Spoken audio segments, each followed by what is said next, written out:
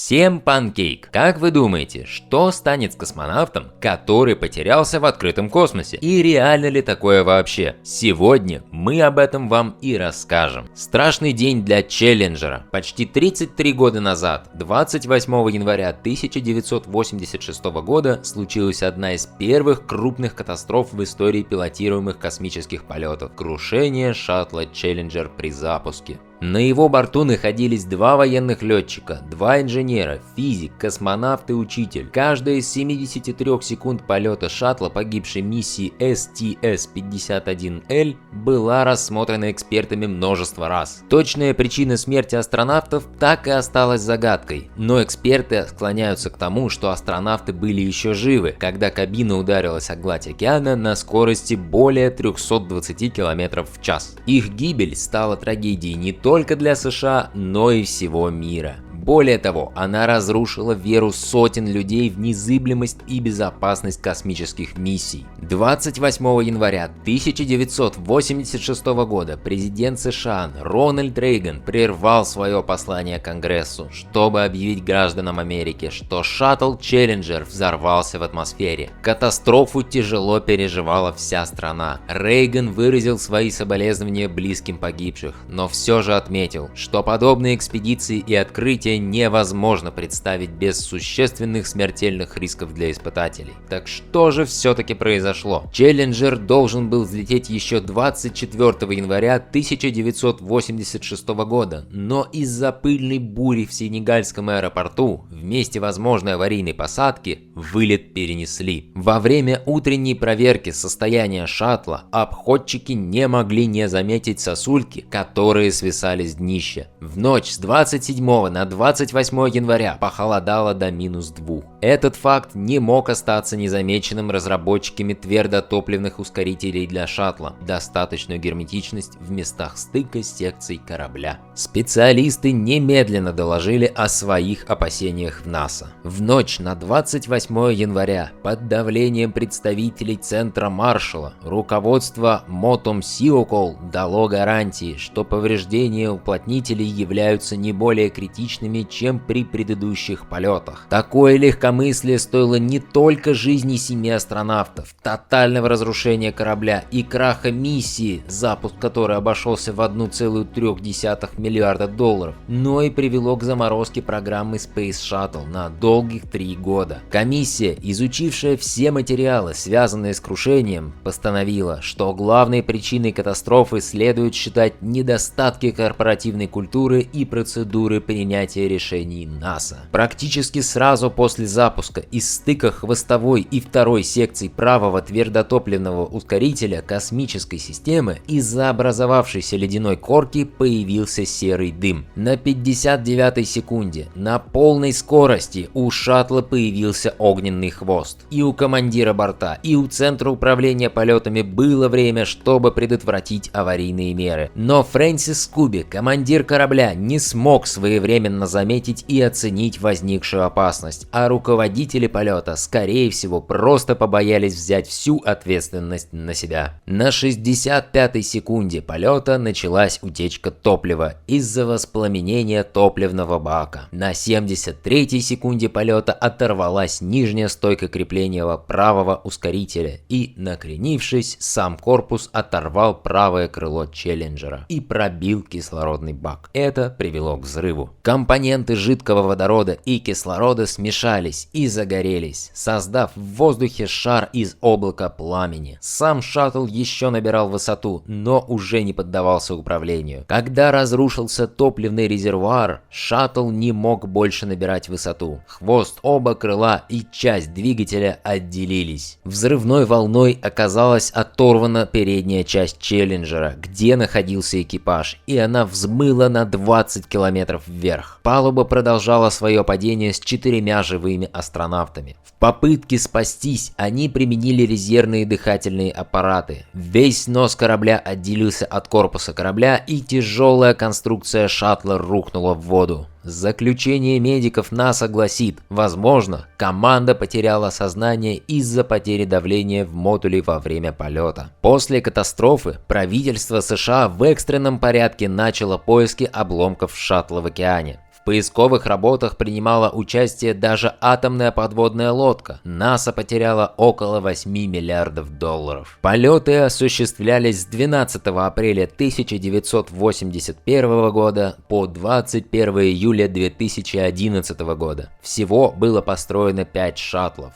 Колумбия сгорел при торможении в атмосфере перед посадкой в 2003 году. Челленджер потерпел крушение во время запуска в 1986 году. Discovery, Atlantis и Endeavour. Также в 1975 году был построен корабль-прототип Enterprise, но он никогда не запускался в космос. Повторение сценария с шаттлом Колумбия. Он потерпел крушение при посадке 1 февраля 2003 года. На его борту находилось 7 членов экипажа, все они погибли. 16 января 2003 года, когда шаттл Колумбия поднимался на орбиту, кусок отлетевшей обшивки ракеты врезался в переднюю часть крыла с разрушительной силой. Кадры с камер высокоскоростной съемки показали, как кусок термостойкой пены отрывается с обшивки и попадает в крыло. Далее, исследовав записи, ученые пришли к выводу, что это могло привести к повреждению целостности теплозащитного слоя. Но досконального анализа произведено не было. В космическую миссию вновь вмешалась человеческая халатность. Когда Колумбия вошла в зону самых тяжелых нагрузок при посадке, тепловая защита в месте повреждения начала рассыпаться. В этой части крыла были посадочные шасси. Шины взорвались от перегрева, ударила мощная струя раскаленного газа, крыло полностью развалилось, а вслед за этим стал разваливаться и весь корабль. Без крыла Колумбия закрутилась и потеряла управление. От начала распада кабины до гибели экипажа прошла всего 41 секунда.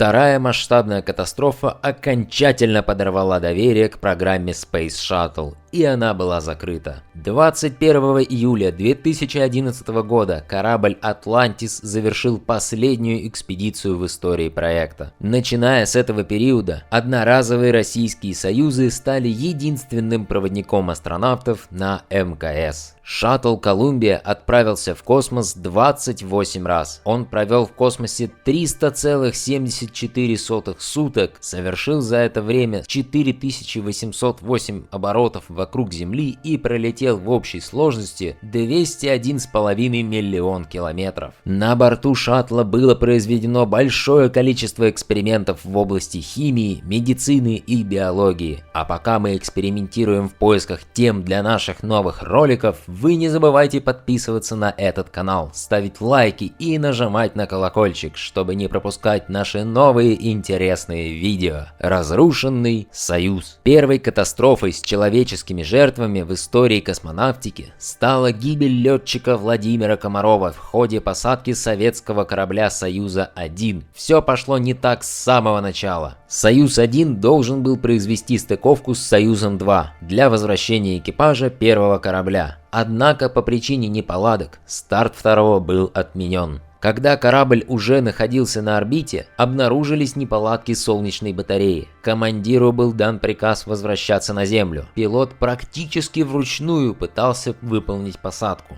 Всего при космических стартах и тестовых исследованиях, в том числе и в слое атмосферы, погибло более 350 человек. Только астронавтов 170 человек. Посадка проходила в штатном режиме, но на последней стадии приземления основной тормозной парашют не раскрылся. Запасной же раскрылся, но запутался в стропах, и корабль врезался в землю со скоростью 50 метров в секунду. Взорвались баки с пероксидом водорода. Космонавт погиб мгновенно. Союз-1 сгорел дотла. Тело пилота обгорело настолько, что эксперты с трудом опознавали фрагменты. После инцидента дальнейшее выполнение программы пилотируемых запусков кораблей «Союз» отложили на 18 месяцев. Было произведено множество доработок конструкции. Официальной причиной аварии назвали недоработку технологии раскрытия тормозного парашюта.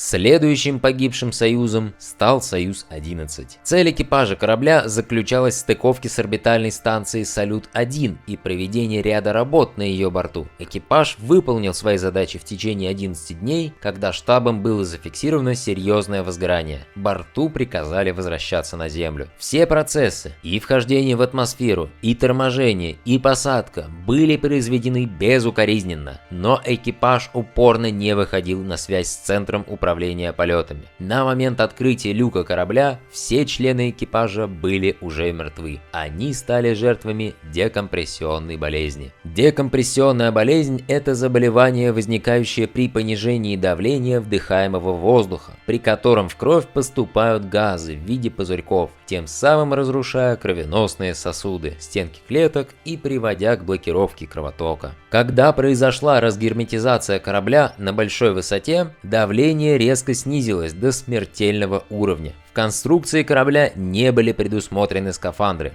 Декомпрессионная болезнь сопровождается невыносимыми болями, и доложить о возникшей неполадке космонавты просто не смогли. После этой трагической аварии все союзы снабдили скафандрами на случай внештатных ситуаций. Первое космическое ДТП. Да-да, вы не ослышались. В 2009 году произошло первое космическое ДТП. Столкнулись два спутника. Согласно официальному заявлению компании Iridium, которое было распространено среди информационных агентств, Iridium-33 столкнулся с российским спутником Космос-2251. Последний был запущен с космодрома Плесецк еще в 1993 году и прекратил свою работу через 2 года после этого. Безусловно, не все аварии, случавшиеся в космосе, приводили к гибели людей. В 1971 году к орбитальной станции «Салют» стартовал корабль «Союз-10» с экспедицией для 24-дневного пребывания на орбите. Во время стыковки было обнаружено повреждение стыковочного агрегата. Космонавты не смогли перейти на борт станции и вернулись на Землю. А всего через 4 года, в 1975 корабль «Союз» не вышел на орбиту для стыковки с кораблем «Салют-4» из-за аварии во время включения 3-й ступени ракеты. «Союз» приземлился на Алтае, недалеко от границы с Китаем и Монголией. Космонавтов Василия Лазарева и Олега Макарова нашли на следующий день. Из последних неудачных опытов полетов можно выделить аварию, случившуюся 11 октября 2018 года. Она произошла при запуске ракеты-носителя «Союз-ФГ» с кораблем «Союз-МС-10». Спустя 9 минут после пуска в центр управления пришло сообщение о поломке. Экипаж совершил экстренную посадку. Причины случившегося пока выясняются. Не исключено, что произошло отключение двигателей 2-й ступени. Российско-американский экипаж эвакуировался в спасательной капсуле. Космические катастрофы происходят и на Земле, унося гораздо большее количество жизней. Речь идет об авариях при запуске ракет. На космодроме Плесецк 18 марта 1980 года к запуску готовили ракету «Восток». Ракета заправлялась различным топливом – азотом, керосином и жидким кислородом. Во время заливки перекиси водорода в топливный бак 300 тонн топлива сдетонировали. Страшный пожар забрал жизни 44 человек. Еще 4 скончались от полученных ожогов. Ранены были 39 человек. Комиссия обвинила сотрудников космодрома, которые допустили халатность при обслуживании ракеты. Лишь через 16 лет было произведено независимое расследование, в результате которого причиной названо применение опасных материалов в конструкции топливных фильтров для перекиси водорода. Подобная трагедия случилась в 2003 году в Бразилии на космодроме Алкантара. Ракета взорвалась на стартовой площадке во время прохождения заключительных тестов. В результате этого погиб 21 человек и были ранены еще 20. Ракета стала 3-й неудачной попыткой Бразилии отправить спутник-носитель в космос с исследовательскими спутниками. Советский конструктор и отец отечественной космонавтики Сергей Павлович Королев говорил: космонавтика имеет безграничное будущее, и ее перспективы беспредельны, как сама Вселенная. Человечество уже живет в предвкушении полетов на Марс. первый из которых запланирован на 2030 год. И безопасность космической отрасли – это важный момент в разработке этой миссии. Не забывайте подписываться на этот канал, ставить лайк и писать комментарии. Возможно, кто-то из вас знает более детальные подробности этих катастроф. Поделитесь этим внизу. Всем спасибо за просмотр. Мы желаем вам панкейкного настроения и до новых встреч.